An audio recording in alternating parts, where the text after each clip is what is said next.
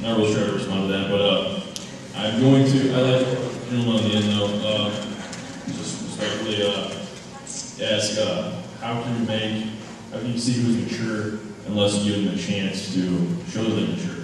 And that doesn't make a lot of sense, but in law school, whenever we decide people's individual rights and reading cases and stuff like that, basically it comes down to they balance your rights and what it means to you, the actual right, versus society's interests in general. And I think that, well, yeah, you guys should have the right to have a chance to be mature and make the right decisions. I think that society's interest in not having people do that and not maybe failing, let's give everybody an opportunity and then see some people fail, I think that risks society of people, all these people failing, or the chance of them failing. I think that risk is too much for society to really want. That outweighs, society's interest outweighs the individual's rights in that case, I would think. Yes, I'm Russ Morris, and I was wondering, how do you feel about today's soldiers who come back from the Middle East who are 18 and under 21, but are told no, that they can't go out and have a drink with their buddies because they're not 21 yet?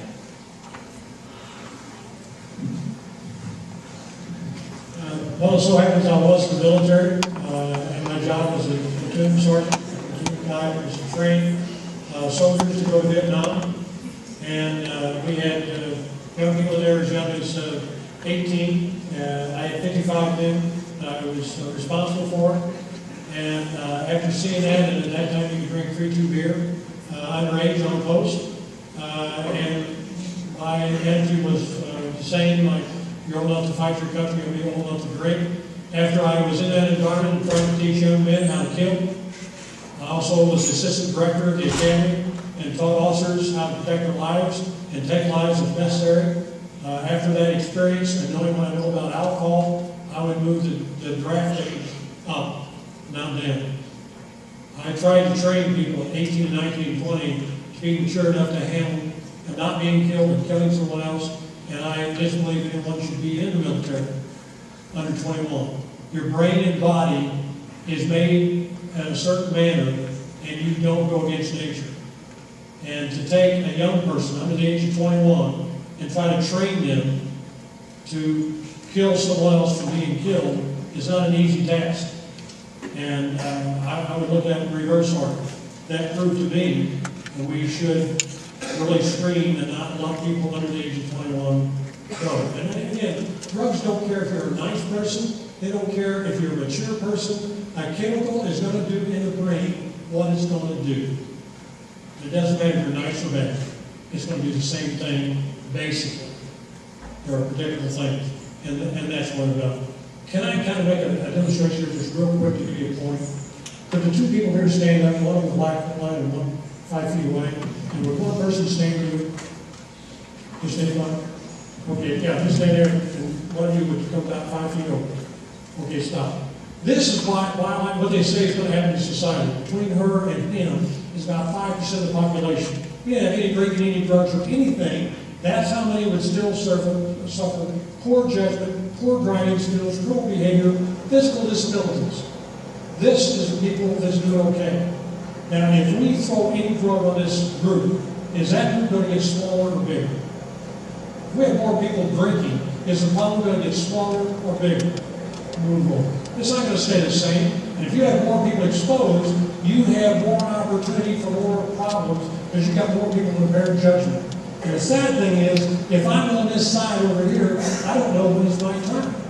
I might be someone over here that's 120 years old and smoking 8 cigarettes, living in France.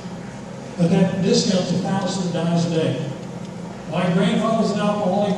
I'm Native American. I was underage. I was a high risk of becoming an alcoholic. Not a single alcoholic, not a single drug addict, not a single dead person in accident knew what was going to happen until after the fact. How are you going to survey people and say, you're not going to be in that category, you're going to be here? We don't know until it's too late. And the question I'd like to ask the other panelists is for this, if you're guessing wrong, who reimburses that family?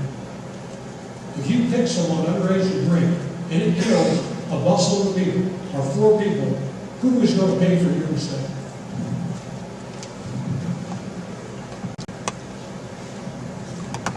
You know, if you think about the physiological argument, then I would think that you would be for not allowing people over the age of 70 from drinking alcohol. Because alcohol does something to people at different ages, at older ages. So is that, would you be in favor of that? If in fact you're making your argument based on physiology, that adolescents.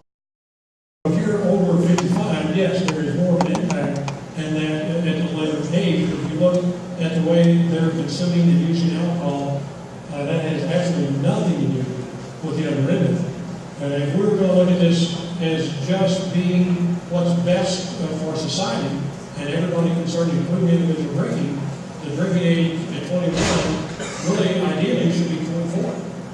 I have no hopes of going to 24, but if you're talking strictly science, strictly that's what's everyone, is 24. And should we look at the survivors and say, well, some people are good and not cause a problem, and ignore the people that are running over us and killing us and making bad choices and causing harm? Like Mike said, you have rights, but you know, when the second person was born, the first person's rights were cut in half. We don't have rights to the degree of respecting other people's rights.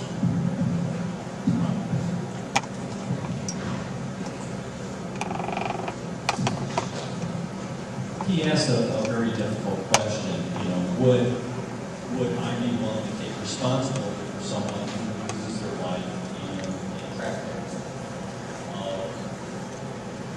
And that raises the question of risk. Every day, all of us take risks. You take risks when you walk across the street. You take risks if you work at a convenience store or some property. All of us take risks. We can't live in society without risk. You have to live in a family room. And I don't think any of us would enjoy that. So I think that's an unfair question. I think what you need to do is you need to inform society so we can reduce the risk to others and hold those accountable who cause harm to others. I just want to point out that the answer to who should be responsible for causing the accident is obvious. It's the person who caused it while they were intoxicated. I mean, it's not that hard to figure that out. We believe people should be held accountable for their actions, and I don't think anyone in this room would disagree. That's what responsibility is. It's being accountable for your actions. And regarding all of the health studies that have been done on underage drinking, that's on drinking between the ages of 18 and 20, were done on binge drinking, and that's consuming large amounts of alcohol in a short period of time. And studies have also shown that binge drinking at any age is going to cause a problem, and it's going to be damaging to the brain of any person. So is it right to take away alcohol from 18 to 20-year-olds, or to keep them from having it when those same damages are occurring over 21? I don't think so. So what I'd like to see happen is that we work towards lowering the amount of binge drinking that's occurring, and we need to do that. And the way you do that is you go in licensed establishments. Missouri has a stop serving law where you don't serve people in a bar once they're clearly intoxicated. And now we need to enforce those laws instead of take away, the liberties of individuals.